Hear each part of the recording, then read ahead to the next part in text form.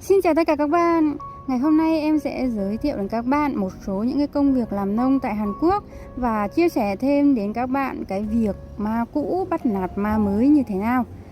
Khi mà các bạn đi lao động tại Hàn Quốc thì không chỉ có công việc vất vả mà đôi khi cạnh tranh giữa những người làm cùng cũng rất là khắc nghiệt, và nhiều khi thì ma cũ hay bắt nạt ma mới là chuyện bình thường và ở đâu cũng có. Ngày hôm nay sẽ chia sẻ đến các bạn một số những cái công việc làm nông như là hái lá thuốc lào và trồng cải thảo tại Hàn Quốc. Công việc các bạn hãy xem là làm thực tế nó như thế nào, có vất vả hay không và môi trường làm việc như thế nào nhé. Và bây giờ chúng ta hãy cùng đi hái lá thuốc lào tại Hàn Quốc nào. Như các bạn thấy thì ruộng thuốc lào họ trồng như thế này. Và bây giờ thì những cô, những chú đang rất là nhiệt tình hái, sau đó là xếp vào bao, xếp gọn vào và bó lại và đem về nhà cho chủ. Đây là cái công việc hái lá thuốc lào. Và một ngày thì các bạn có thể làm luân phiên các công việc khác nhau. Và lá thuốc lào thì hái sẽ từ gốc cho tới ngọn đến cái chỗ mãi bên trên lá nhỏ. Và công việc thì nó không phải quá là khó khăn, nó chỉ có luôn chân luôn tay và các bạn phải làm việc rất là nhanh. Và cái ngày nắng thì nó hơi vất vả, chứ ngày hôm nay rất là râm cho nên là thoải mái mọi người ạ.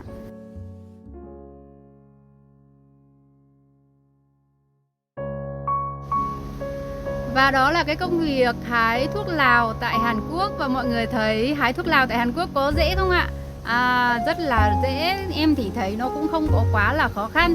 Và cái thời tiết ngày hôm nay đi làm việc nó rất là mát mẻ, vì vậy là các cô các chú cảm thấy rất là vui các bạn ạ. Đi làm thì cũng có ngày khi mà chúng ta đi làm về chúng ta cảm thấy rất là khỏe và rất là thoải mái khi mà thời tiết nó đẹp và nó tốt như vậy. Cũng có rất là nhiều ngày nó nắng to này, xong rồi nó ít gió, đi làm rất là mệt và cảm thấy giống như là bị say nắng rất là nhiều. Đặc biệt là những cô, những chị nhiều tuổi hay là có sức khỏe yếu thì đi làm nông cũng khá là vất vả.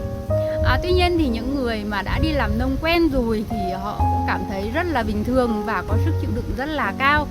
Và như các bạn thấy cái công việc hái lá thuốc lào thì chỉ là chúng ta dùng tay, đeo găng tay cẩn thận và hái như thế thì công việc nó cũng không phải quá là nặng nhọc.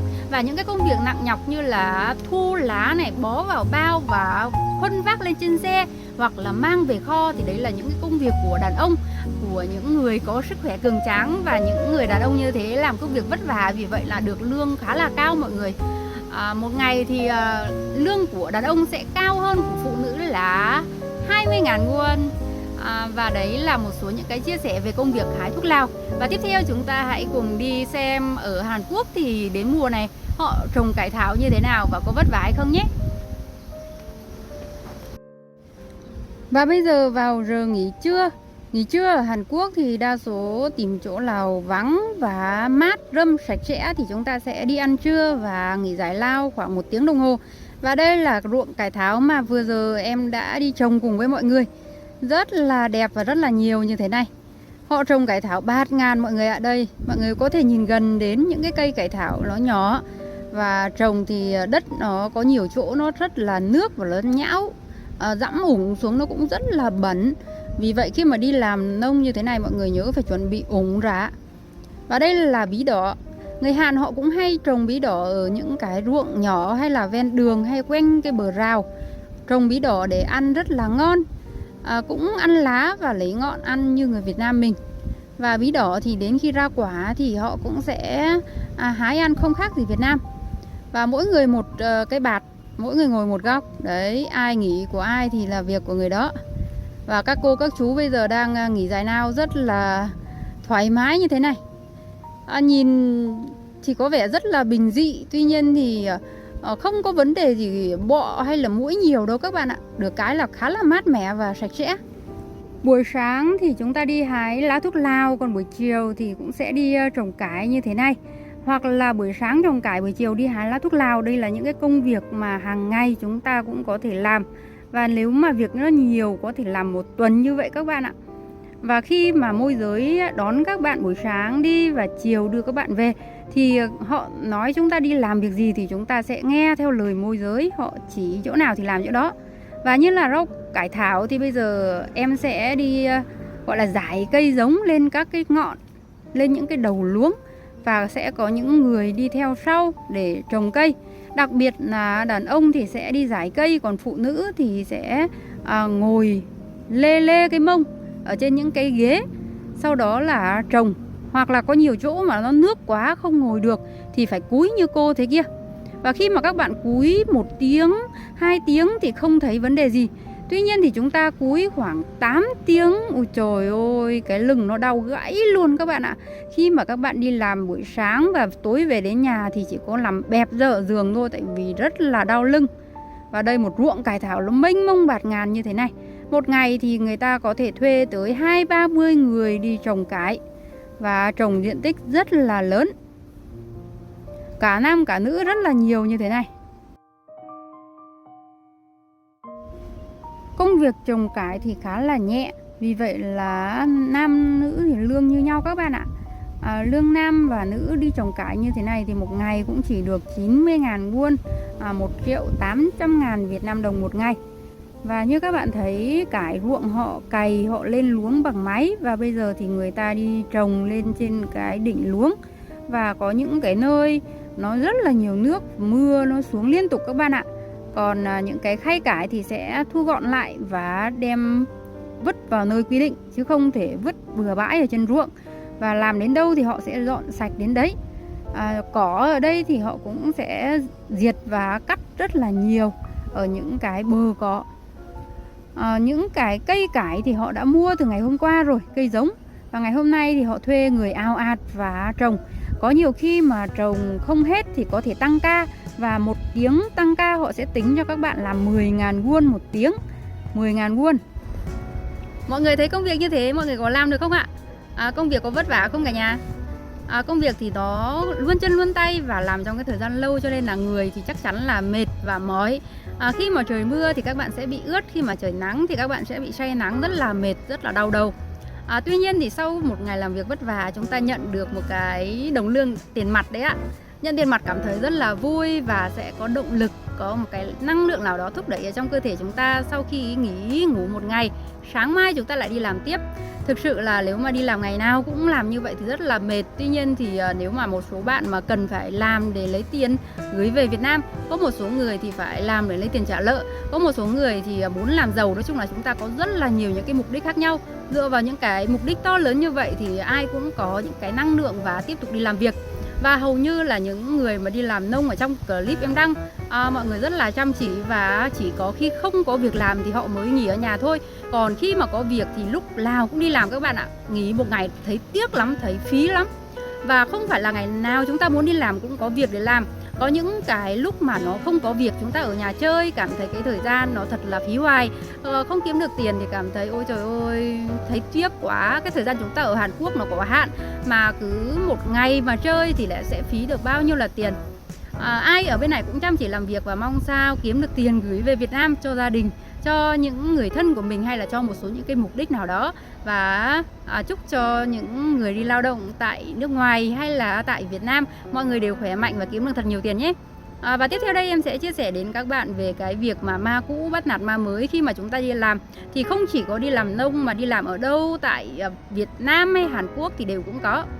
Ngày trước ở Việt Nam thì em có đi làm văn phòng, và khi mà mới ra trường chân ướt chân ráo đi làm ở một số những cái công ty thì cái việc mà bị bắt nạt là chuyện rất là bình thường mọi người ạ.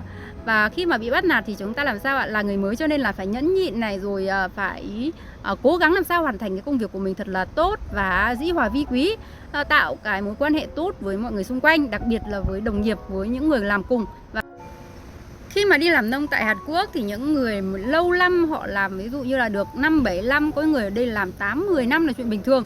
Không phải là họ biết tiếng hay là họ quan hệ tốt với chủ, mà là họ có visa lâu dài tại Hàn Quốc, họ có thể ở Hàn Quốc được lâu năm. Vì vậy là họ làm rất là lâu. Hoặc là những người ra bất hợp pháp, những người mà họ làm bất hợp pháp thì họ có thể ở đây làm, có người đến hàng 15 năm mới về. Có nghĩa là chúng ta phải làm đến khi nào mà chúng ta tiết kiệm được, cảm thấy đủ tiền để dưỡng già rồi, cảm thấy về Việt Nam sống cũng ok thì như vậy họ mới về. Chứ còn bình thường mà về Việt Nam thì không thể sang được nữa, cảm thấy rất là tiếc. Ở bên này kiếm một ngày cũng có thể bằng ở Việt Nam kiếm nửa tháng, đúng không các bạn? Vì vậy là cái thời gian nó là vàng là bạc, cái việc kiếm tiền ở bên này nó rất là có sức hút, nó có một cái mê lực rất là lớn. Vì vậy là những người ở bên này họ rất là chăm kiếm tiền. Và việc ma cũ bắt nạt ma mới là giống như có những người mới mà khi mà đi làm đồng ấy thì họ sẽ để ý này, họ sẽ chí chó này, họ sẽ nói là ơi anh này làm chậm, ôi chị kia làm không có đẹp. Rồi họ mới nói chị trà chị chó. Nói chung là khi mà chúng ta mà đi làm là người mới, lúc nào cũng sẽ bị người khác nhòm ngó để ý. Và có những cái áp lực, thứ nhất là về bên nhà chủ thì chúng ta lo lắng là ôi trời ơi mình làm như thế này không biết đã đẹp chưa, không biết nhà chủ họ có ưng hay không, mai nhỡ họ không gọi mình đi làm thì sao, đúng không ạ? Hoặc là một số những người mà cũ họ làm lâu năm rồi ấy, họ sẽ nói ra nói vào. Thì các bạn yên tâm là ở Hàn Quốc thì chủ họ cũng biết là các bạn là người mới, họ rất là thông cảm. Và khi mà các bạn làm việc rất là chăm chỉ và cẩn thận thì họ đều nhìn thấy và họ sẽ rất là ưng. Và khi mà chúng ta chưa có quen việc thì cái việc chúng ta làm nhanh thì không thể. Vì vậy là các bạn cứ làm sao hết sức mình này, rồi làm cẩn thận và làm một cách chăm chỉ là được. Cũng không phải lo lắng là ngày mai họ không có gọi đâu các bạn ạ. Nếu mà có việc thì người chậm người nhanh là họ gọi hết. Chỉ sợ là không có việc thì chỉ có một người họ cũng không có gọi. Thì đấy là chuyện bình thường. Và khi mà làm nông ở Hàn Quốc thì các bạn sẽ làm cho những người môi giới khác nhau. Vì vậy là khi mà các bạn đăng ký với một môi giới nào đó, ví dụ như là tôi đăng ký với một anh môi giới A, vậy thì tôi sẽ làm cho cái anh môi giới đó. Khi mà anh ấy có việc thì anh ấy sẽ gọi, anh ấy chở tôi đi làm và đưa tôi về. Và khi mà không có việc thì ở nhà chơi. Thì đấy là cái việc giống như người ta thầu công nhân ấy. Thì một người môi giới họ có thể thầu những cái nhóm người khác nhau. Và khi mà bạn đồng ý làm cho ông môi giới này thì bạn chỉ có làm cho ông môi giới này thôi. Nếu như vậy thì họ sẽ cho bạn vào gọi là nhân viên lâu dài. Vì vậy là khi có công việc họ sẽ ưu tiên gọi bạn trước. Khi mà họ thiếu người thì họ mới gọi những người ngoài. Ví dụ như em là người lấy chồng Hàn Quốc và thỉnh thoảng em mới đi làm nông. Vậy thì những cái người môi giới ấy chỉ có khi nào mà họ thiếu người trong những cái nhóm họ thầu đấy mà không đủ người thì họ mới gọi đến em thôi. Còn bình thường mà công việc ví dụ như là ít hơn hoặc là đủ người thì họ sẽ ưu tiên những người làm càng lâu dài này, càng uy tín và càng chăm chỉ. Thì đấy là một số những cái lưu ý. Vì vậy khi mà các bạn định đi làm nông tại Hàn Quốc thì cũng có thể tìm cho mình những cái môi giới có tâm. Thứ nhất là họ đưa đi đón về đúng giờ. Thứ hai là chất lượng đón đưa này, rồi công việc nó đều và nhiều công việc. Như vậy là những cái môi giới có tâm. Và tiền nong thì phải sòng phẳng. Vậy thì cái chuyện ma cũ bắt nạt ma mới thì nó có, tuy nhiên thì nó cũng không phải quá là nghiêm trọng. Và cái việc này đa số là giữa những người cùng quê, những người giống như là cùng cố hương, hoặc là người Việt Nam với người Việt Nam, hoặc là người Philippines với người Philippines. Và khi mà đi làm nông thì không chỉ có người Việt Nam đâu các bạn ạ, có những người nước khác như là người Trung Quốc, người Philippines, rồi là một số những cái người như là nước về bên Ấn Độ. Nhưng mà thường thì em thấy đông nhất là người Trung Quốc, người Thái và người Việt Nam. Đây là ba cái nhóm người đông nhất tại Hàn Quốc. Và khi mà đi làm nông thì gặp nhau là chuyện bình thường. Và những người nước nào thì họ sẽ có môi giới, có chuyên thầu của cái người nước đó. Ví dụ như người Thái Lan thì sẽ có một nhóm chuyên thầu người Thái Lan. Và khi mà họ đưa đến ruộng thì là chỉ có một nhóm người Thái Lan thôi các bạn ạ. Và tất cả những người nước khác họ làm việc cũng rất là giỏi và rất là chăm chỉ. Không có chỉ có người Việt Nam mình đâu. Người Việt Nam mình cũng có rất là nhiều người làm việc cực kỳ giỏi, làm nhanh này, chính xác và rất là năng suất lao động. Không biết ở Việt Nam thì làm việc như thế nào, tuy nhiên thì ở bên này làm việc chuẩn chỉ lắm các bạn ơi. Làm việc đâu vào đấy này, rồi rành mạch rõ ràng, rất là cẩn thận và làm việc gọi là không chê vào đâu được. Có những người thì cũng có thể là do sức khỏe yếu hoặc là do tuổi nhiều thì không thể làm nhanh được. Tuy nhiên thì họ làm cũng rất là cẩn thận và rất là giỏi, cần mẫn và rất là siêng năng.